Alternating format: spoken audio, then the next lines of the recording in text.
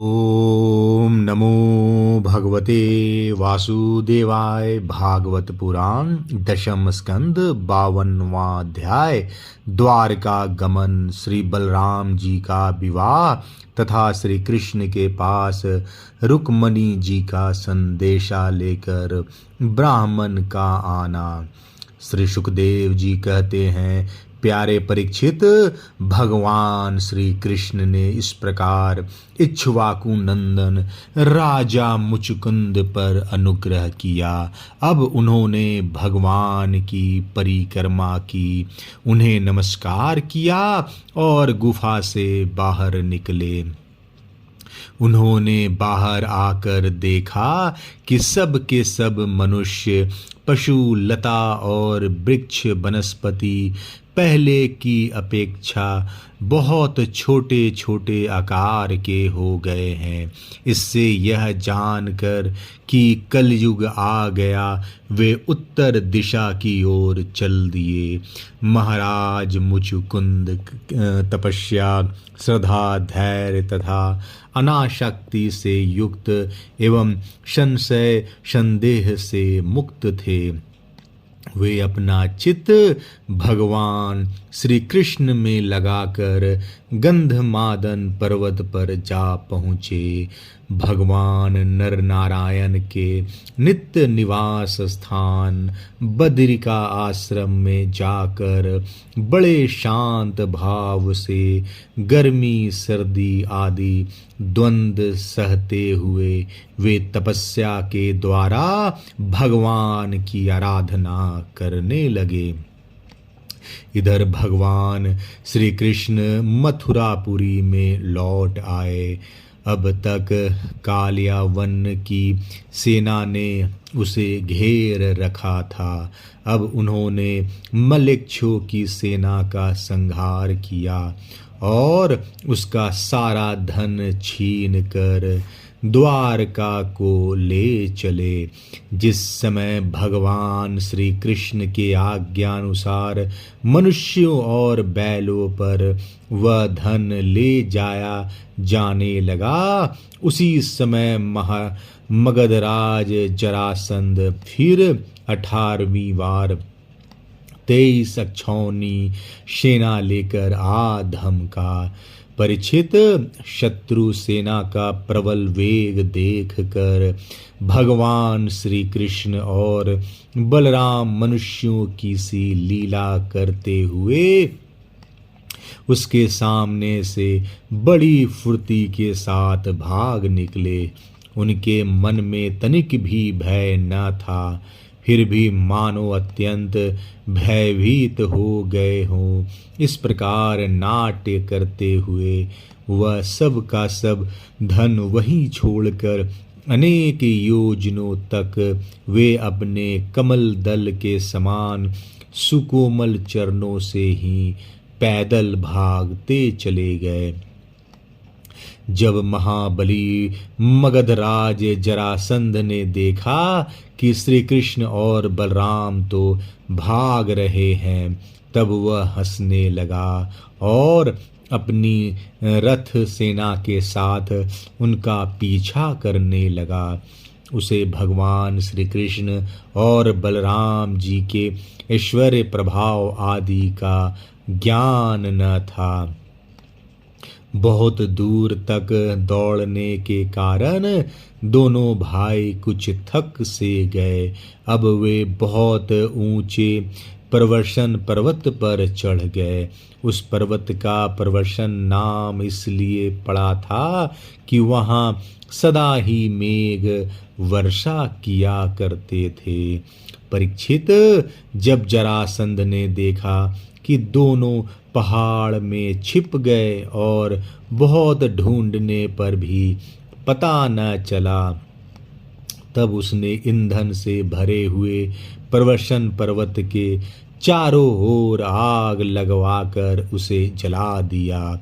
जब भगवान ने देखा कि पर्वत की छोर जलने लगे हैं, तब दोनों भाई जरासंध की सेना के घेरे को लांघते हुए बड़े वेग से उस 11 योजन 44 कोस ऊंचे पर्वत से एकदम नीचे धरती पर कूद आए।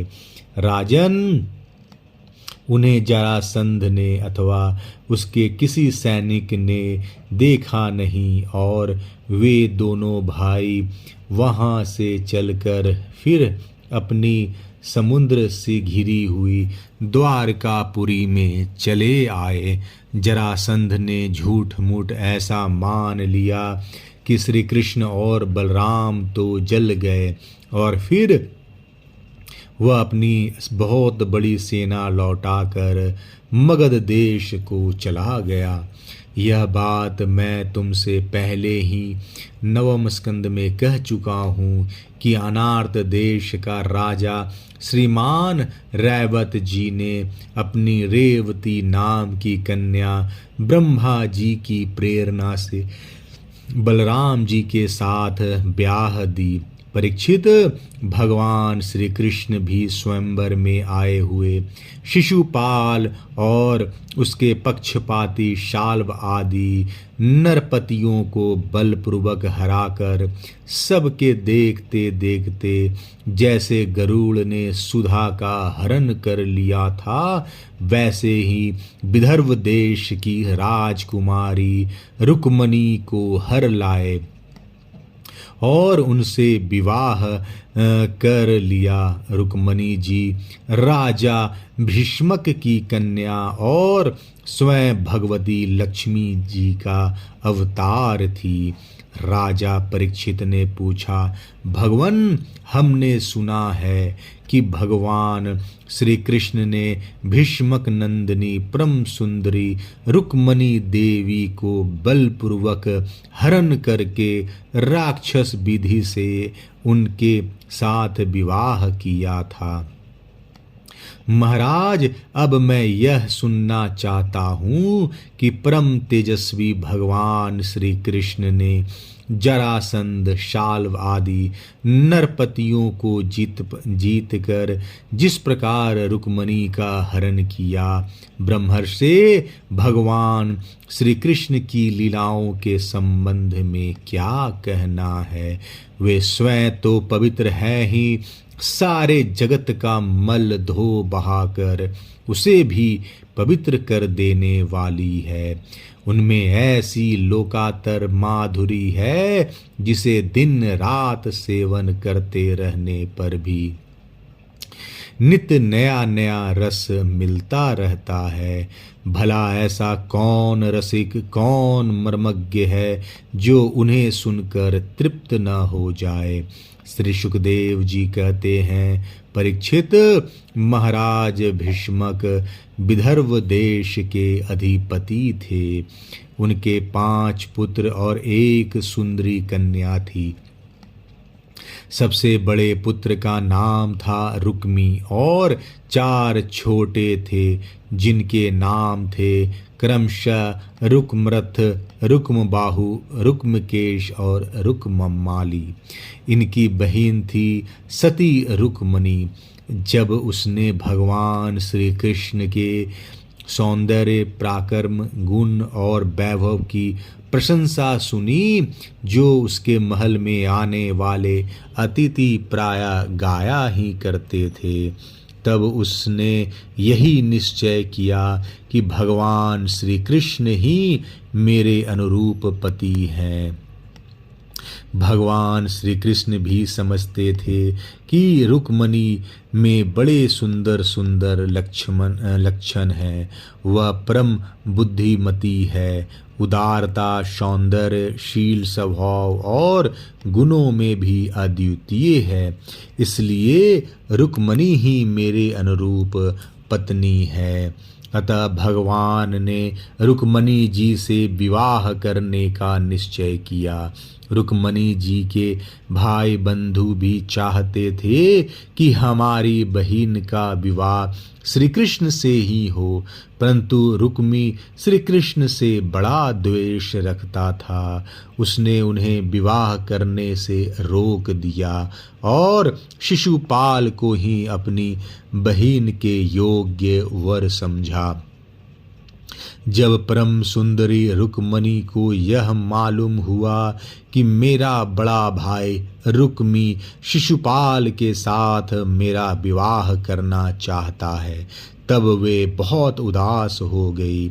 उन्होंने बहुत कुछ सोच विचार कर एक विश्वास पात्र ब्राह्मण को तुरंत श्री कृष्ण के पास भेजा।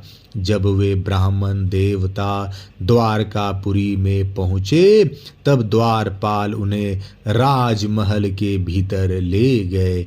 वहाँ जाकर ब्राह्मण देवता ने देखा कि आदि पुरुष भगवान श्री कृष्ण सोने के सिंहासन पर विराजमान हैं।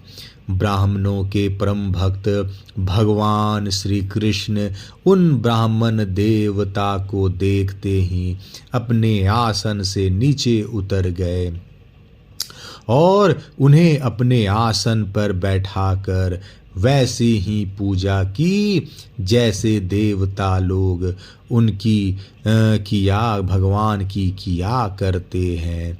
आदर सत्कार कुशल प्रश्न के अनंतर जब ब्राह्मण देवता खा पी चुके, आराम विश्राम कर चुके, तब संतों के परम आश्रय भगवान श्री कृष्ण उनके पास गए और अपने कोमल हाथों से उनके पैर सहलाते हुए बड़े शांत भाव से पूछने लगे, ब्राह्मण शिरोमणे, आपका चित्त तो सदा सर्वदा संतुष्ट रहता है ना? आपको अपने पूर्व पुरुषों द्वारा स्वीकृत धर्म का पालन करने में कोई कठिनाई तो नहीं होती? ब्राह्मण यदि जो कुछ मिल जाए उसी में संतुष्ट रहे और अपने धर्म का पालन करे, उससे च्युत न हो, तो वह संतोष ही उसकी सारी कामनाएं पूर्ण कर देता है। यदि इंद्र का पद पाकर भी किसी को संतोष न हो, तो उसे सुख के लिए एक लोक से दूसरे लोक में बार बार भटकना पड़ेगा। वह कहीं भी शांति से बैठ नहीं सकेगा। परंतु जिसके पास तनिक भी संग्रह परिग्रह नहीं है और जो उसी अवस्था में संतुष्ट है, वह सब प्रकार से संताप रहित होकर सुख की नींद सोता है। जो स्वयं प्राप्त हुई वस्तु से संतोष कर लेते हैं, जिनका स्वभाव बड़ा ही मधुर है और जो समस्त प्राणियों के परम हितैषी, अहंकार रहित और शांत है, उन ब्राह्मणों को मैं सदा सिर झुकाकर नमस्कार करता हूँ। ब्राह्मण देवता, राजा की ओर से तो आप लोगों को सब प्रकार की सुविधा है ना? जिसके राज्य में प्रजा की अच्छी तरह पालन होता है और वह आनंद से रहती है, वह राजा मुझे बहुत ही प्रिय है। ब्राह्मण देवता, आप कहाँ से, किस हेतु से और किस अभिलाषा से इतना कठिन मार्ग तय करके यहाँ पधारे हैं? यदि कोई बात विशेष गोपनीय न हो तो हमसे कहिए, हम आपकी क्या सेवा करें। परीक्षित, लीला से ही मनुष्य रूप धारण करने वाले भगवान श्री कृष्ण ने जब इस प्रकार ब्राह्मण देवता से पूछा, तब उन्होंने सारी बातें कह सुनाई। इसके बाद वे भगवान से रुक्मणी जी का संदेश कहने लगे। रुक्मणी जी ने कहा है, त्रिभुवन सुंदर, आपके गुणों को जो सुनने वालों के कानों के रास्ते हृदय में प्रवेश करके एक एक अंग के ताप, जन्म जन्म की जलन बुझा देते हैं, तथा अपने रूप सौंदर्य को जो नेत्र वाले जीवों के नेत्रों के लिए धर्म, अर्थ, काम मोक्ष चारों पुरुषार्थों के फल एवं स्वार्थ परमार्थ सब कुछ है।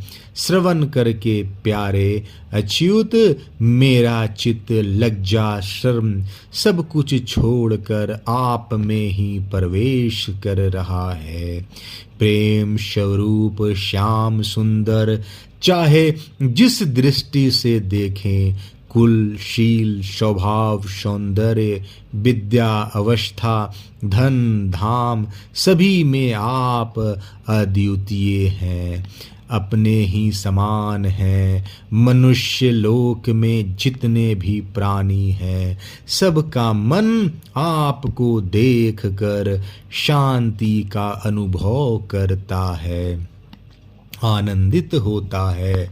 अब पुरुष भूषण आप ही बतलाइए, ऐसी कौन सी कुलवती महागुणवती और धैर्यवती कन्या होगी जो विवाह के योग्य समय आने पर आपको ही पति के रूप में वरण न करेगी। इसलिए प्रियतम मैंने आपको पति रूप से वरण किया है, मैं आपको आत्मसमर्पण कर चुकी हूँ। आप अंतर्यामी हैं, मेरे हृदय की बात आपसे छिपी नहीं है। आप वहाँ पधार कर मुझे अपनी पत्नी के रूप में स्वीकार कीजिए। कमल नयन प्राण बल्लभ मैं आप सरीखे वीरों को समर्पित हो चुकी हूँ, आपकी हूँ। अब जैसे सिंह का भाग सियार छू जाए, वैसे कहीं शिशुपाल निकट से आकर मेरा स्पर्श न कर जाए। मैंने यदि जन्म जन्म में पुर्त कुआं बावली आदि खुदवाना, इष्ट यज्ञादि करना, दान नियम व्रत तथा देवता ब्राह्मण और गुरु आदि की पूजा के द्वारा भगवान परमेश्वर की ही आराधना की हो और वे मुझ पर प्रसन्न हो, तो भगवान श्री कृष्ण आकर मेरा पानी ग्रहण करे। शिशुपाल अथवा दूसरा कोई भी पुरुष मेरा स्पर्श न कर सके। प्रभु आप अजीत हैं, जिस दिन मेरा विवाह होने वाला हो उसके एक दिन पहले आप हमारी राजधानी में गुप्त रूप से आ जाइए और फिर बड़े बड़े सेनापतियों के साथ शिशुपाल तथा जरासंध की सेनाओं को मथ डालिए, तहस नहस कर दीजिए और बलपूर्वक राक्षस विधि से वीरता का मूल्य देकर मेरा पानी ग्रहण कीजिए। यदि आप यह सोचते हो कि तुम तो अंतःपुर में भीतर के जानने महलों में पहरे के अंदर रहती हो, तो तुम्हारे भाई बंधुओं को मारे बिना मैं तुम्हें कैसे ले जा सकता हूँ। तो इसका उपाय मैं आपको बतलाए देती हूँ। हमारे कुल का ऐसा नियम है कि विवाह के पहले दिन कुल देवी का दर्शन करने के लिए एक बहुत बड़ी यात्रा होती है, जुलूस निकलता है, जिसमें विवाह जाने वाली कन्या को दुल्हन को नगर के बाहर गिरजा देवी के मंदिर में जाना पड़ता है। कमल नयन उमापति भगवान शंकर के सामने बड़े बड़े महापुरुष भी आत्मशुद्धि के लिए आपके चरण कमलों की धूल से स्नान करना चाहते हैं। यदि मैं आपको वह प्रसाद, आपकी वह चरण धूल नहीं प्राप्त कर सकी, तो व्रत द्वारा शरीर को सुखाकर प्राण छोड़ दूंगी, चाहे उसके लिए सैकड़ों जन्म क्यों न लेने पड़े। कभी न कभी तो आपका वह प्रसाद ही अवश्य ही मिलेगा। ब्राह्मण देवता ने कहा, यदुवंश शिरोमणे, यही रुक्मणी के अत्यंत गोपनीय संदेश हैं जिन्हें लेकर मैं आपके पास आया हूँ।